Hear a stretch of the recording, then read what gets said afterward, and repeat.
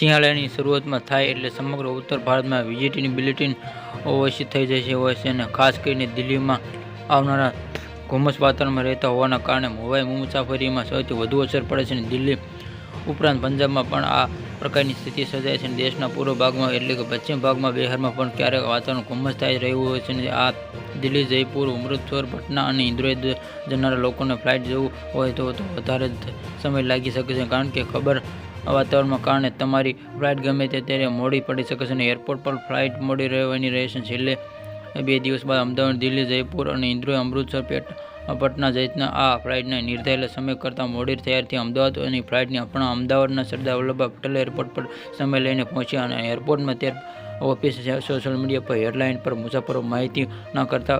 એવી જ રીતે ઇન્ડિયન એરલાઇન્સ ઓફિસની ટ્વિટર હેન્ડલ પર ટ્વિટર દ્વારા જણાવવામાં આવ્યું કે જયપુર, અમૃતસર, પટનામાં જતી આ વાતાવરણના કારણે નિર્ધારિત સમય કરતાં વિલંબ થઈ શકે છે. ગઈકાલે 67 ફ્લાઇટ મોડી પડી હતી અને ખરાબ વાતાવરણની અસર ફક્ત ડોમેસ્ટિક ફ્લાઇટની જ નહીં પરંતુ ઇન્ટરનેશનલ ફ્લાઇટ પણ છે, જેમાં 4 જાન્યુઆરીએ રોજ અમદાવાદથી Singapore, Vietnam, Bangkok, Malaysia, Abu Dhabi અને દુબઈ જતી એક ફ્લાઇટ 30 મિનિટ અને 1 કલાક જેટલા સમય મોડી પડી હતી અને આમાંની કેટલીક ફ્લાઇટ 1 કલાક કરતાં વધુ પણ મોડી પડી છે અને કેટલીક એટલે 4 જાન્યુઆરી રોજ અમદાવાદમાં ડિપાર્ટમેન્ટ 67 ફ્લાઇટ મોડી પડી અને જો ગઈકાલે કોઈ પણ ફ્લાઇટ રદ થઈ નહોતી. Subscribe my channel. આવા જ વિડીયો જોડવા માટે જોડાઈ રહો.